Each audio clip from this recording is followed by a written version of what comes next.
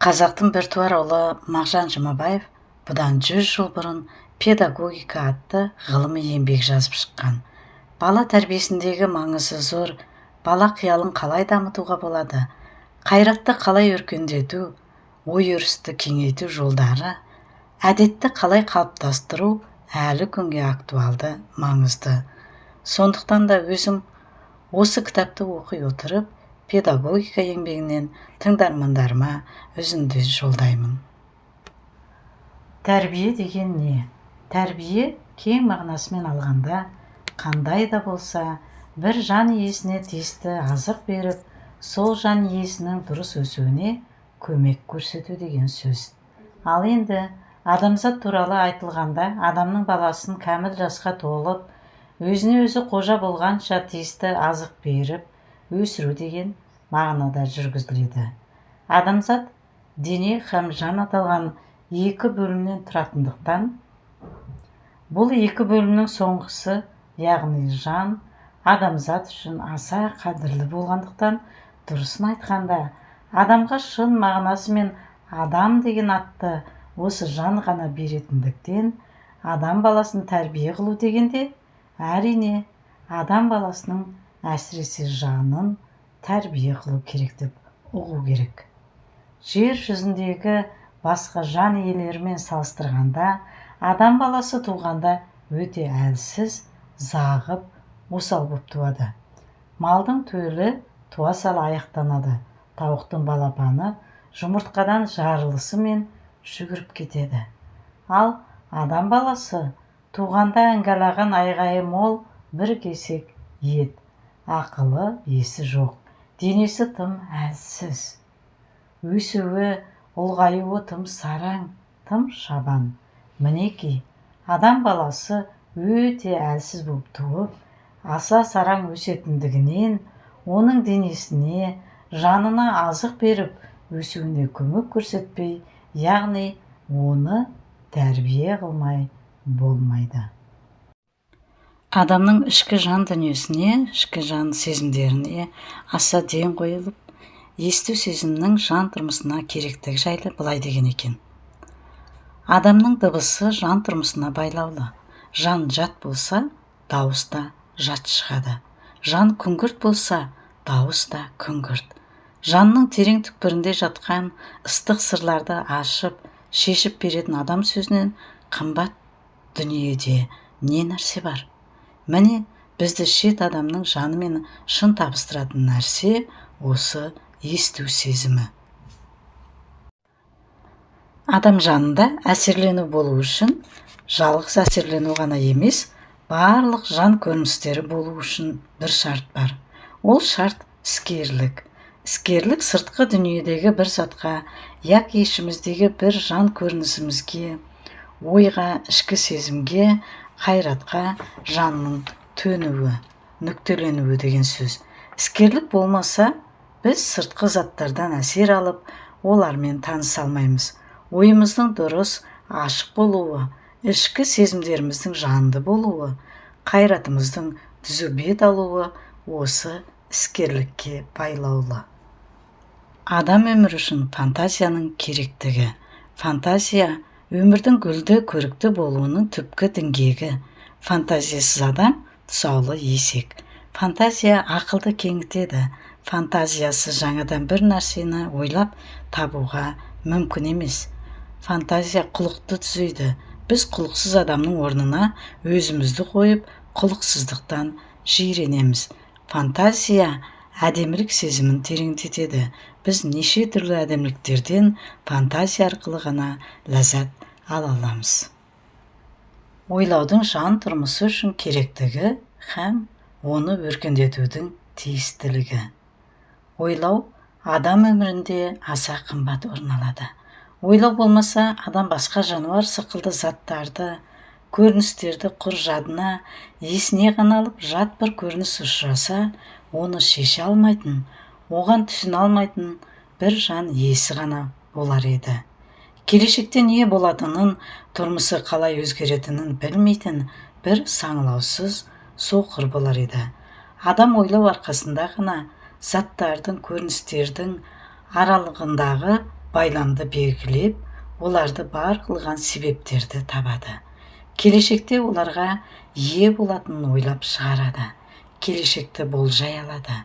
Қысқасы, ойлай білетін адам шын мағынасымен адам. Ойлау осындай қымбат көрініс болса, әрине оны өркендету керек. Әсіресе тәрбиеші баланың дұрыс ойлап үйренуіне көп күш жұмсау керек. Тәрбиеші баланың ойын жетектемесе, бала ұғымды, хүкімді теріс жасауға, қате ой шығаруға үйреніп кетеді. Мұндай бала тар ойлы, соқыр сенгіш, ырымшыл адам болып шығады. Тілдің адам өмірінде һәм ұлт өмірінде ұстаған орны. Тіл адам жанының тілмашы. Тілсіз жүрек түбіндегі бағасыз сезімдер, жан түкпіріндегі асыл ойлар жарық көрмей қор болып қалар еді. Адам тіл арқасында ғана жан сырын сыртқа шығарып, басқалардың жан сырын ұға алады. Ойлаған ойын сыртқа шығарып, басқаға ұқтыра алса, адамның не арманы бар? Жазушы, ақын деген сөз ойлаған ойын әдемілеп жарыққа шығара алатын адам деген сөз. Тілеген болса, адамның қор болғаны, ойың толып тұрып, айтуға тілің жетпесе, іш қазандай қайнайды да. Қысқасы, адамның толық мағынасымен адам аталуы тіл арқасында. Тіл әрбір адамға осындай қымбат болса, әрине ұлт үшін де қымбат. Тілсіз ұлт, тілінен айырылған ұлт дүниеде ұлт болып жасай алмақ емес. Ондай ұлт құрымақ. Ұлттың ұлт болуы үшін бірінші шарт тілі болу. Ұлттың тілі кемей бастауы ұлттың құри бастағанын көрсетеді. Ұлтқа тілінен қымбат нәрсе болмасқа тиісті. Бір ұлттың тілінде сол ұлттың сыры, тарихы, тұрмысы, мінезі айнадай көрініп тұрады. Қазақ тілінде қазақтың сары сайран даласы, біресе желсіз түнде тымық, біресе құйындай екпінді тарихы, сар далада үдере көшкен тұрмысы, асықпайтын, саспайтын, сабырлы мінезі бәрі көрініп тұр. Қазақтың сар даласы кең, тілі де бай. Осы күнгі тірік тілдерінің ішінде қазақ тілінен бай, орамды, терең тіл жоқ. Жаратылыстың һәм искусствоның сұлу заттары адам жанында сұлулық сезімдерін оятады.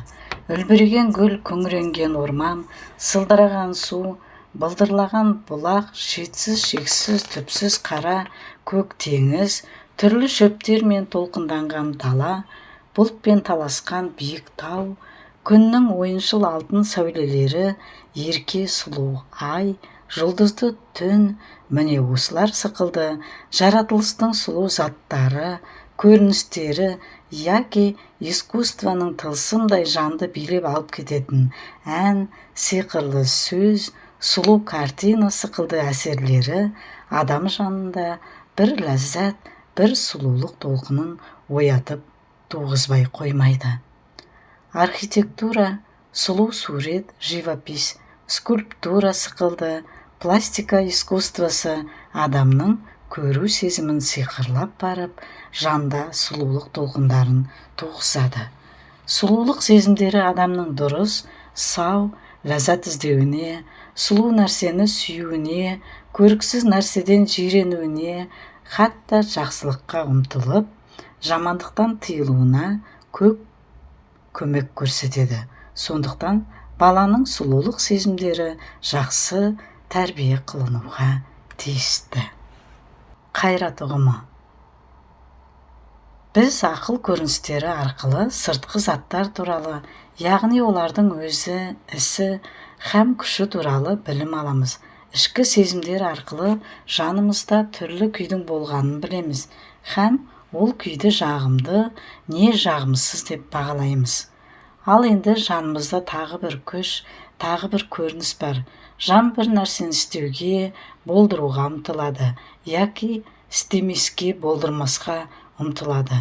Және бұл ұмтылу соқыр ұмтылу емес, аңды, саналы ұмтылу. Міне Осы бір мақсатқа жету үшін жанның аңды ұмтылуы қайрат деп аталады. Әрине, жан құр ұмтылып қана қоймайды, сол ұмтылғанын болдыру үшін денені іске қосады. Жанның қайрат күші арқылы істелетін іс ерікті іс деп аталады. Біз кітабымыздың басынан бері жан көріністерін, яғни ақыл, ішкі сезім һәм қайратты баяндадық. Ержеткен адамға қарағанда баланың сол айтылған көріністері басқарақ түрде болатынын білдік. Мысалы, баланың әсерленуі, суреттеуі, ойлау һәм сезуі ержеткен адамнан әжептәуір басқа. Баланың бұл жан көріністерінің әрқайсысының жеке-жеке алғанда басқалығы болған сықылды, бұлардың бәрін тұтас алғанда да басқалық бар. Бірінші, баланың барлық жан істері бір-біріне берік байланған болады. Бірімен бірі берік жүреді. Мысалы, баланың денесі мен жаны, ақылы мен сезімі, сезімі мен қайраты бәрі бірге іс қылады. Бұлар бір-бірімен күресе білмейді, бірін-бірі тізгіндей білмейді. Бала бір нәрсеге ұмтылса, сол нәрсеге баланың денесі, жаны, ақылы, сезімі, қайраты бәрі бірге жұмсалады. Бала шақта алынған әсердің өмір бойы естен шықпауының мәнісі сол. Бала шақта алынған әсер ержеткенде адамның ақылының, ой-пікірінің һәм мінезінің қандай дәрежеде һәм түрде болуына негіз салады. Балалықта ылғи жағымды әсер алынса, адам өмір бойы шат көңілді болмақ. Балалықта жағымсыз әсер алынса, қорлық, жоқшылық көрілсе, адам өмір бойы қасіретке бейім болмақ. Екінші, бала ылғи іске ұмтылады. Дені сау бала тіпті қарап отыра алмайды. Бірақ бала не істеуге һәм қалай істеуге білмейді. Сондықтан ол ересек адамдардың не істегенін һәм қалай істегенін өнеге қылады. Баланың еліктемпаз болуы осыдан. Еліктеу затында тіпті теріс нәрсе емес. Еліктеу адамның жаратылысында бар нәрсе. Еліктемейтін адам болмайды. Себебі бар нәрсені өз ойымен таба алмайды. Оған өмірде жетпейді. Бәлки басқалардан қалған ұнамды нәрсені ала қояды. Жоғарыда айтылғанша, баланың жаратылысы ересек адамның жаратылысынан басқа болғандықтан тәрбиешінің негізгі ұстайтын жолы. Бала еліктемпаз болғандықтан баланың ылғи сұлу һәм құлықты әсерлер алуына ыждағат қылу керек. Әсіресе баланың ата-ана һәм тәрбиешісі солардың өздерінің барлық істері сұлу һәм үлгілі болуға тиісті. Баланың еліктейтіні солар. Және бала тіпті сенімпаз болады. Сондықтан баланы өз күшіне өзін сендіріп үйрету керек. Қолыңнан түк келмейді дей берсең, бала жасқаншақ, жасық болып қалады. Осыдан сақтану керек. Бала ешбір уақытта іссіз тұра алмайтын болғандықтан, балаға ылғи пайдалы іс беріп отыру керек. Сол уақытта бала өмір бойы пайдалы іске әдеттеніп кетеді. Болмаса, балаға пайдалы іс берілмесе, ол уақытта бала өз бетімен қайдағы нашар, зиянды істерге әдеттеніп кетеді. Ұзын сөздің қысқасы, бала кәдуілгі адам болғанымен, баланың жаратылысында көп басқалық бар. Мұхаммед пайғамбар сөзді әрбір адамның ақылына қарай сөйле депті. Сол айтқандай, балаға тәрбиені өзінің шамасына, жаратылысына қарай беру керек. Жас бала, жас бір шыбық. Жас күнде қай түрде еп тастасаң, есейгенде сол иілген күйінде қатып қалмақ. Теріс иіліп қалған шыбықты артынан түзеймін десең, сындырып аласың. Баланы бастан деген сөздің мәнісі осы. Тәрбие деген баланы бетке қақпай, бетімен жіберу емес. Яки отырса басқа, тұрса аяққа ұрып, көр бала қылып өсіруде емес. Баланы тәрбие қылу, тұрмыс майданында ақылмен, әдіспен күресе білетін адам шығару деген сөз. Қалса өзін, асса барлық адам баласын адал жолмен өрге сүйрейтін ер шығару деген сөз. Тұрмыста түйінді мәселелерді тез шеше білетін, тұрмыстың тұңғиық теңізін қалың қайратпен кеше білетін, адалдық жолға құрбан бола білетін, қысқасы, адамзат дүниесінің керек бір мүшесі болатын төрт жағы түгел кісі қылып шығару. Баланы мұндай адам қылу үшін тәрбиеші бар күшін, бар білімін жұмсап, жалықпай, шаршамай үйрете білу керек. Данышпан Абайдың төмендегі сөзімен біз кітабымызды тәмамдаймыз. Ұстаздық еткен жалықпас, үйретуден балаға.